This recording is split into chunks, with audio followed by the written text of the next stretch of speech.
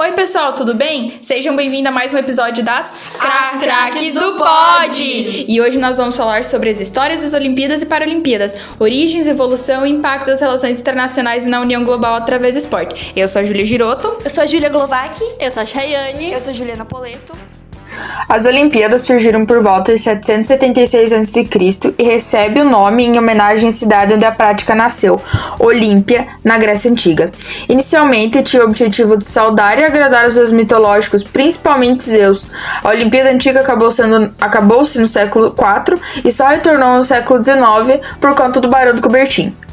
Os principais propósitos que levaram ao surgimento das Olimpíadas Antigas foi tanto o objetivo religioso e cultural quanto para promover paz momentânea entre os reinos, já que acontecia justamente em momentos de trégua durante as batalhas, tendo os reinos participantes sendo avisados com até 2 meses de antecedência. Então acontecia um período de trégua onde 2 meses antes da realização do evento, o mensageiro entregava as cartas para os pergaminhos, cartas para os reinos que iriam participar. Como falado, elas aconteciam em Olímpia, que está situada ao sul da Grécia, mostrando que o ato de viajar pelo mundo e levar a prática esportiva e para continentes e países diferenciados começou nas Olimpíadas modernas. As mulheres, os negros e estrangeiros eram proibidos de participar nas Olimpíadas Antigas, sendo mulheres proibidas até de assistir os jogos. Eles foram banidos por Teodósio, um dos imperadores de Roma Antiga, e só voltaram em 1896. O responsável pela volta e a formulação dos Jogos Olímpicos foi um barão francês, como falado antes, Pierre de Coubertin, que formou o Comitê Olímpico Internacional em 1894 e fundou o órgão regulamentador das modalidades esportivas. Além de nobre, Pierre também era um pedagogo, então ele tinha muita conexão justamente com essa parte da educação por práticas esportivas. Seguindo uma cultura parcial dos Jogos Antigos, a primeira Olimpíada moderna foi realizada na Grécia, em Atenas, com a participação de 14 países em 8 modalidades e 241 atletas homens. Novamente, as mulheres eram proibidas de participar, sendo que a primeira participação de mulheres foi 4 anos depois, em 1900, em Paris, na França. Uma das principais diferenças mais notáveis entre as Olimpíadas Antigas e as Olimpíadas Modernas são justamente a amplitude de práticas esportivas. A gente vai ter uma diversificação de atletas, vários países, várias culturas, e também um dos objetivos atuais da Olimpíada, que começou mais ali pelo começo do século XXI, é justamente abraçar e comportar diferentes culturas. Então, a Olimpíada vai comportar países, continentes, toda essa cultura é diferente e vai sempre tentar se manter muito em um território neutro nessas culturas. Claro, a gente consegue ver que hoje em dia mulheres não só têm práticas somente para elas e justamente que valorizem a feminilidade, mas também a gente vê uma grande diversificação de raça, uma grande diversificação de povos nos Jogos Olímpicos de hoje em dia. Uma das principais diferenças que a gente vê entre a Olimpíada Moderna e a Olimpíada Antiga é justamente o propósito da prática. Hoje em dia, a gente tem ainda o conceito de pedagogia, que foi fundado junto com o Barão de Coubertin, que a prática esportiva é uma união entre povos e é uma descontração.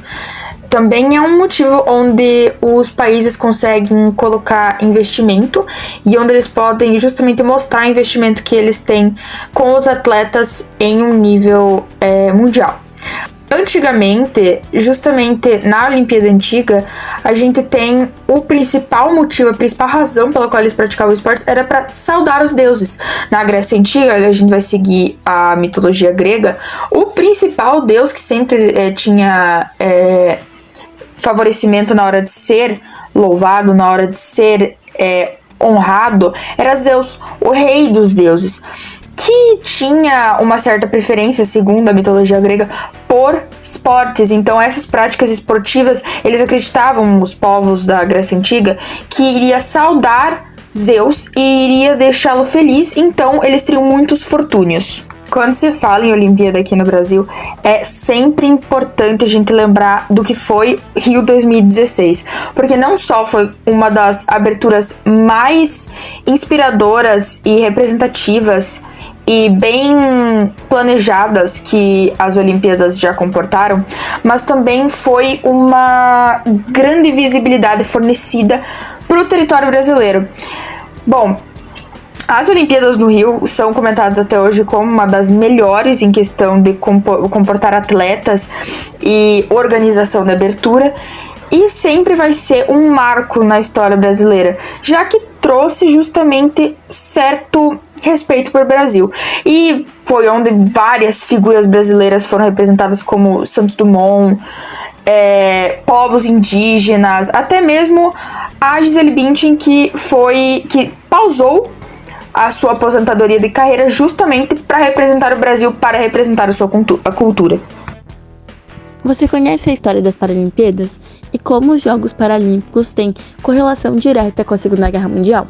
Bom, mesmo antes da Segunda Guerra Mundial, alguns países, como a Alemanha, já possuíam clubes que promoviam a inclusão e participação de pessoas com determinadas deficiências em suas competições e esportes. Nessa época, os clubes da Alemanha ofertavam esportes para pessoas surdas. Todavia, com a Segunda Guerra Mundial, após a Segunda Guerra Mundial, a quantidade de atletas e de modalidades para essas pessoas cresceu muito. Isso se deu por quê? Bom, na Segunda Guerra Mundial ocorreram muitas pessoas, ficaram feridas e muitas pessoas tiveram lesões na coluna.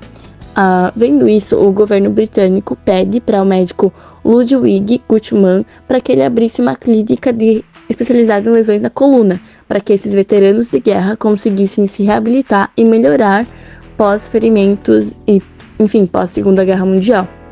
Dessa forma, a reabilitação, que ocorria por meio do esporte dos veteranos de guerra, pôde evoluir de recreacional a competitiva. Isso ocorreu em 1944 e apenas 4 anos depois, em 1948, Ludwig Guttmann já organizou a primeira competição em cadeiras de rodas nos Jogos Olímpicos. Todavia, não foi ali que começou a surgir os Jogos propriamente ditos paralímpicos, porque essas competições ocorreram ainda nos Jogos Olímpicos. Apenas 16 anos depois, ou seja, em 1960, do pedido de clínicas especializadas, que começaram a ocorrer os Jogos Paralímpicos propriamente ditos em Roma, na Itália. Os primeiros Jogos Paralímpicos contavam com a participação de cerca de 400 participantes. Nos dias atuais, nos Jogos Olímpicos e Paralímpicos desse ano, as competições paralímpicas contam com mais de 4.000 participantes, 4.000 atletas. Outro fato muito interessante sobre o médico Ludwig Guttmann é que, além de toda a promoção que ele teve para criação de Jogos Paralímpicos, para a primeira participação de um jogo com inclusão de pessoas com deficiência lá em 1948, nos Jogos ainda olímpicos para essas pessoas, ele também fundou a Federação Inglesa de Esportes para Portadores de Deficiência em 1961, ano que também vem a assumir a presidência da Sociedade Médica Internacional de Paraplegia, atualmente Sociedade Internacional de Medula Espinhal. Ou seja, Ludwig Guttmann foi uma pessoa muito, muito importante para que os Jogos Paralímpicos fosse sancionado e fosse criado. Guttmann foi um cara que teve suma importância dentro dos Jogos Paralímpicos, da criação dos Jogos Paralímpicos e da participação de pessoas portadoras de deficiências, as mais diversas, dentro das competições esportivas globais. Claro que de lá para cá, de 1944, desde a criação da clínica para os veteranos de guerra até 2024, para os Jogos Paralímpicos atuais, muita coisa nesse âmbito mudou. Uma das maiores diferenças de lá para cá dentro dos Jogos Paralímpicos é a quantidade de modalidades ofertadas para as pessoas portadoras de deficiência. Em 1960, quando Guttmann começou com os Jogos Paralímpicos, foram ofertados 8 esportes, dos quais 6 seguem no programa paralímpico até hoje, sendo eles tênis de mesa, tiro com arco, basquete, natação esgrima e atletismo. Atualmente, em 2024, nós temos cerca de 27 esportes paralímpicos e alguns dos que foram ofertados esse ano nas Olimpíadas de Paris foram badminton, bocha, futebol de cegos, goalball, judô, canoagem, hipismo, tênis de mesa, tênis em cadeira de rodas, esgrima em cadeira de rodas, basquete em cadeira de rodas, tiro com arco, atletismo, halterofilismo, vôlei sentado, natação, remo e tiro esportivo. Bom, tudo pensando numa maior inclusão e participação dessas pessoas e procurando abranger as pessoas com as mais diversas deficiências. Bom, uma coisa muito legal em termos de curiosidade esportiva em âmbito nacional, falando de nós, Brasil, é que se formos ver sobre esportes, Jogos Olímpicos, o Brasil não pode ser levado como uma potência esportiva. Todavia, nos Jogos Paralímpicos, nós somos. Sendo assim, a inclusão dessas pessoas lá em 1944, lá em 1948, quando ocorreu a primeira competição, foi algo que contribuiu muito para uma maior visibilidade e o crescimento do esporte, porque além da competição, além de todas as premiações, além de tudo que o esporte traz, é muito bom para que, como no início era feito, para que essas pessoas também consigam esse espaço em nível mundial e em nível global. O preconceito contra a pessoa com deficiência é chamado de capacitismo. O capacitismo é uma forma de preconceito que envolve a ideia de que pessoas com deficiências são incapazes ou inferiores. O capacitismo pode levar a discriminação, exclusão e injustiça. A discriminação pode ser direta quando uma escola não aceita alguma criança que possui deficiência ou até mesmo negando trabalho a uma pessoa que possui deficiência. A discriminação pode ser também indireta, como por meio de olhares, julgamentos, uso de termos pejorativos e até invasão de privacidade.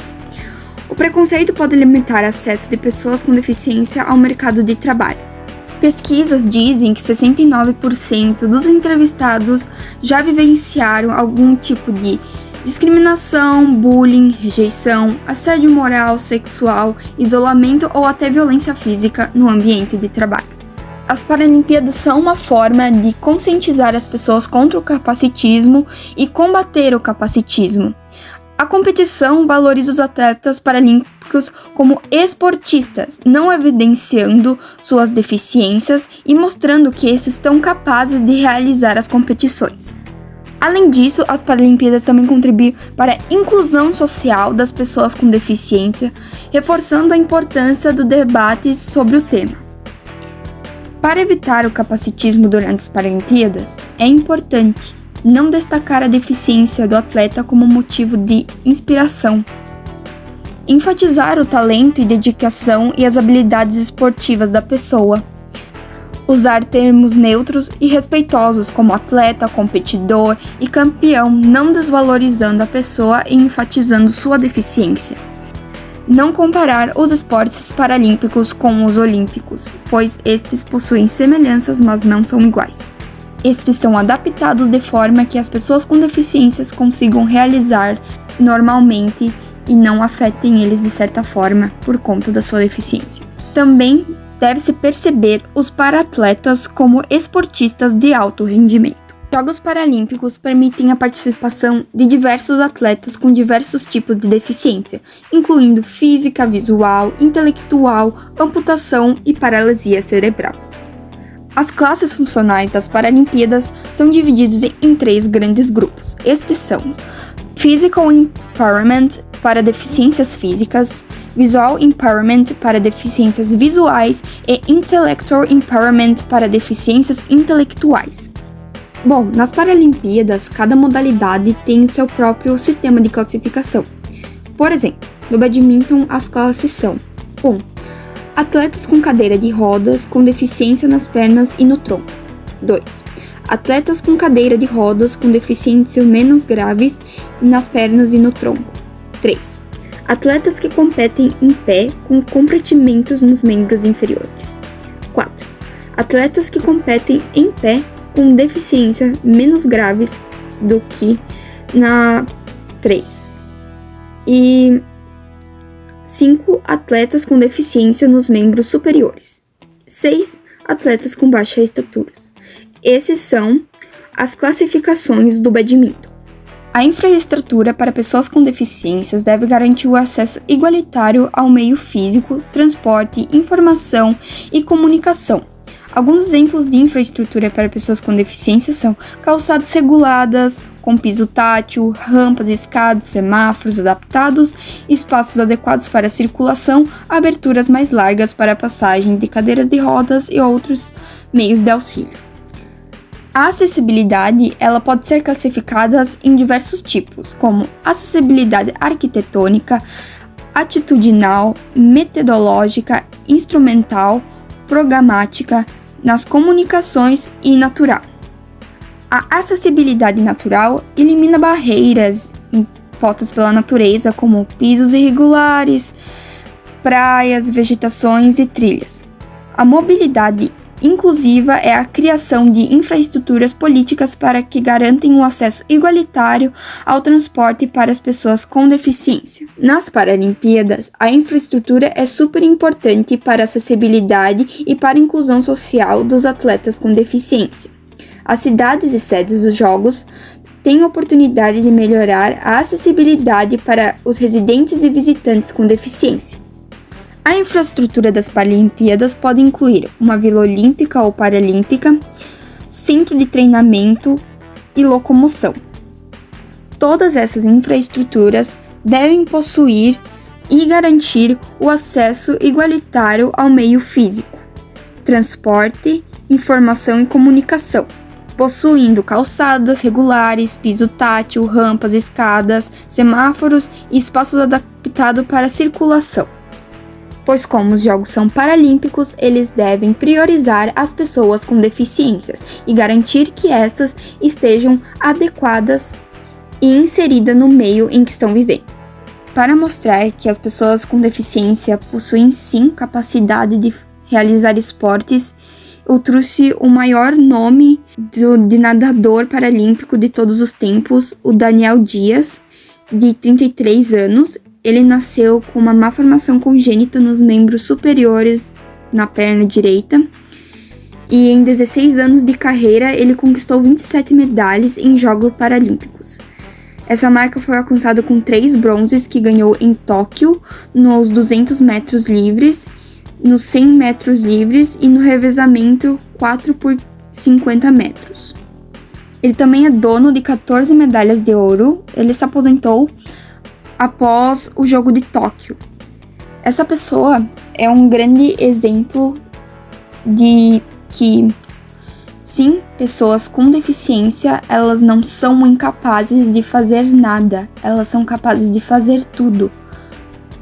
Podem sim ter algumas limitações, mas elas dão o jeito delas, elas são capazes de fazer tudo. Então, pessoas com deficiência são pessoas, não devem ser discriminadas. E capacitismo é crime. E devemos aprender a respeitar mais uns aos outros. Os Jogos Olímpicos e Paralímpicos modernos, retomados em 1896 pelo barão Pierre de Coubertin, são exemplos claros de como o esporte pode servir como um evento para a paz e a diplomacia entre as nações.